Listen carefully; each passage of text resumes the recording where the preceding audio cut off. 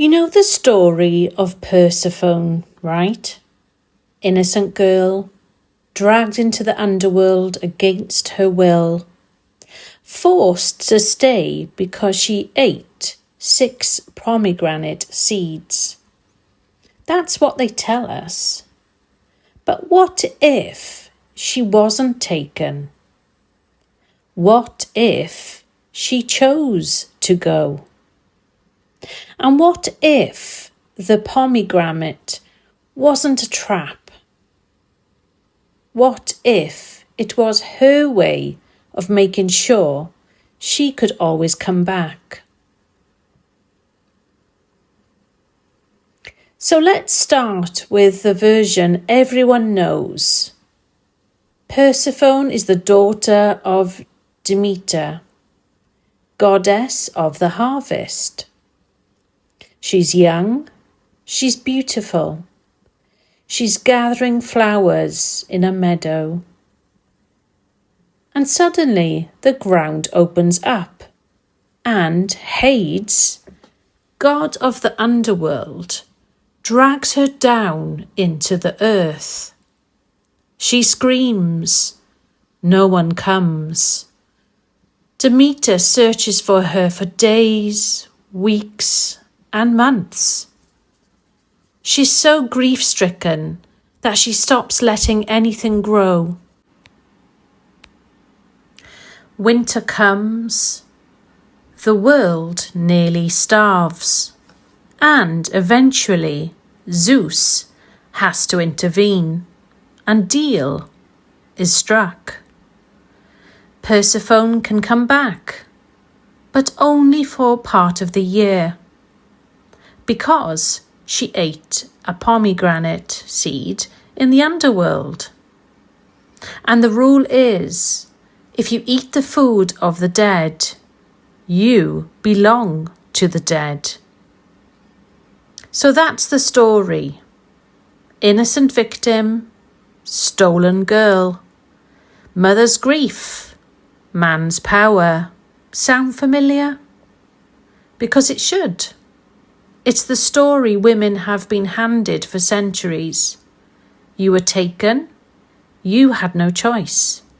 And if you try to come back, there's always a catch, always a condition, always something you did wrong that keeps you trapped.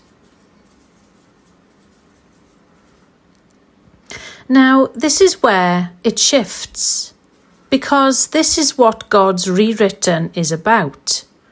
We take the story we've been told and we ask, what if they got it wrong? So here's the rewrite.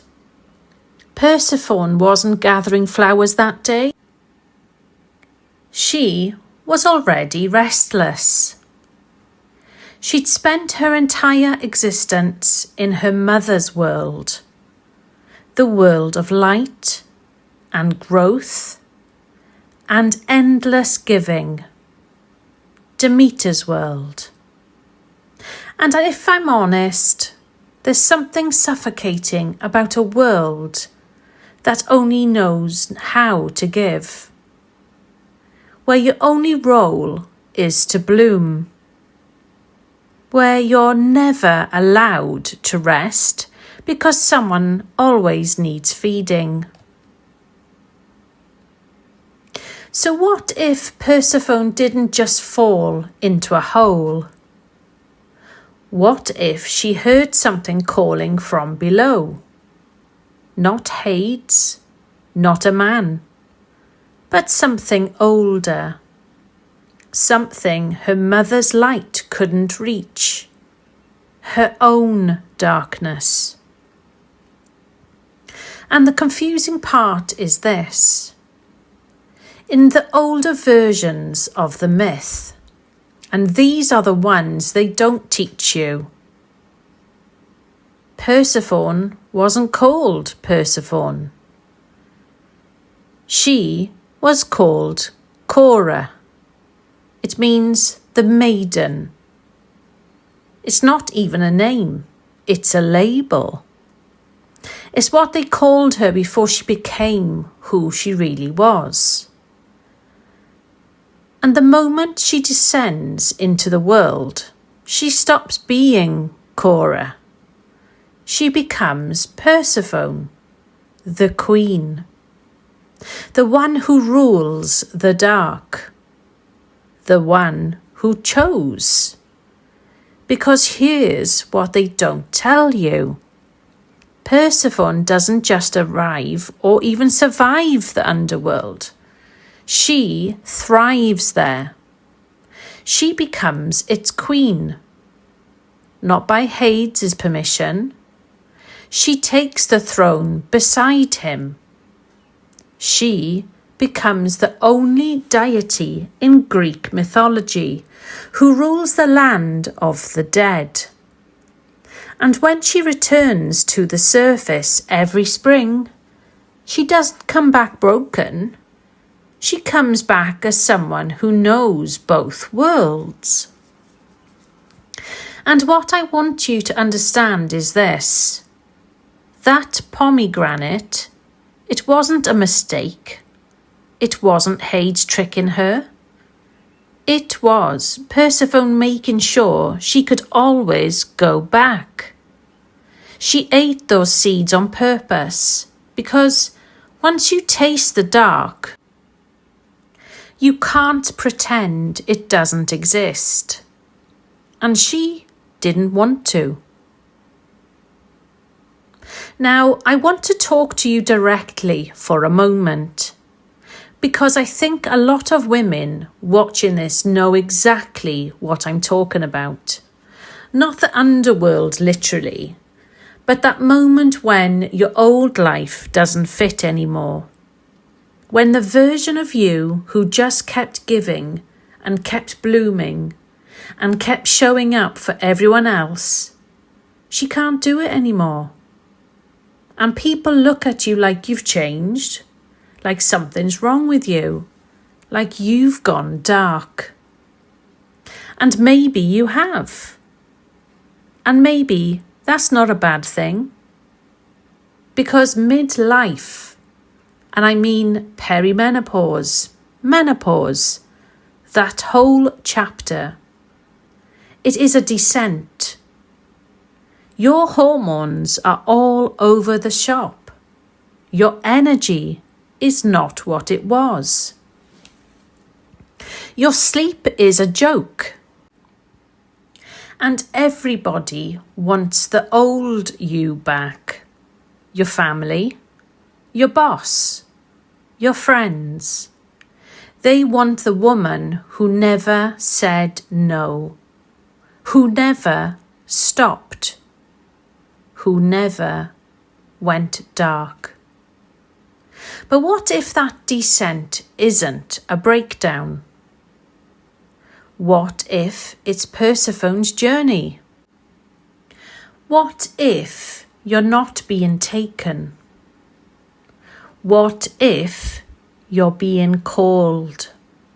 Called to the part of yourself you've never been allowed to visit.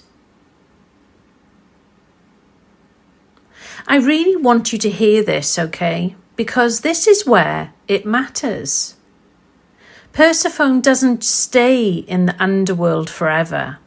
She comes back every spring. But she comes back changed. She comes back as someone who knows what lives in the dark, her own power, her own authority, her own voice. And she doesn't come back apologising. She doesn't come back saying, "Sorry, I was gone. I'll try harder this time." She comes back as queen. And the ancient Greeks, they feared her. Not Hades, her. She was the one they made offerings to before they spoke to the dead. She was the one with the power.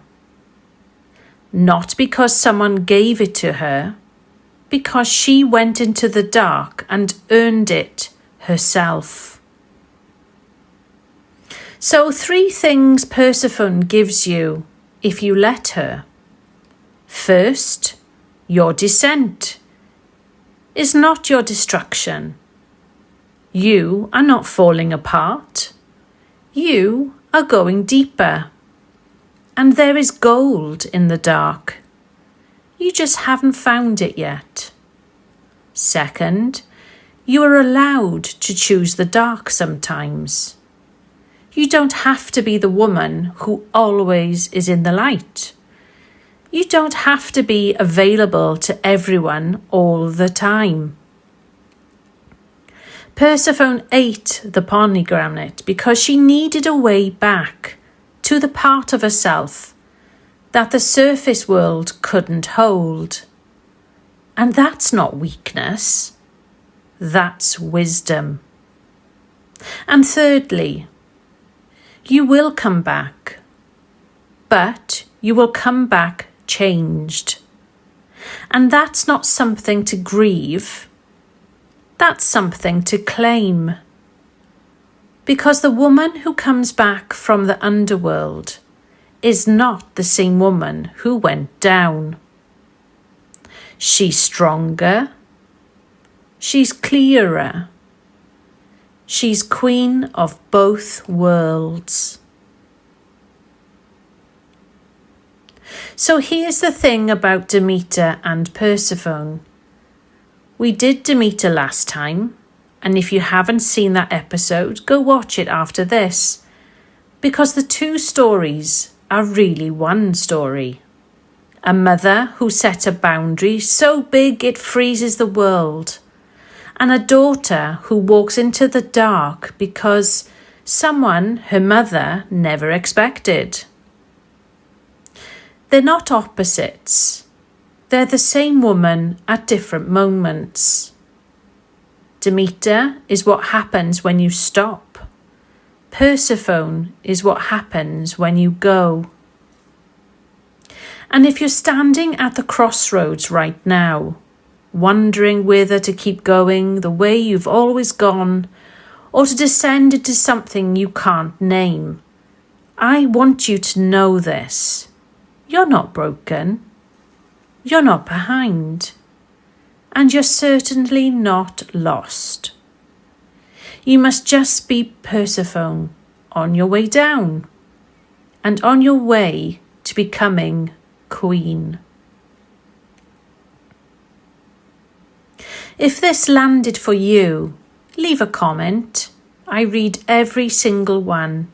And please subscribe, because next time on Gods Rewritten, we're doing Hestia, the goddess who walked away from Olympus. And trust me, her story is going to hit just as hard. Until next time, take care and stay blessed.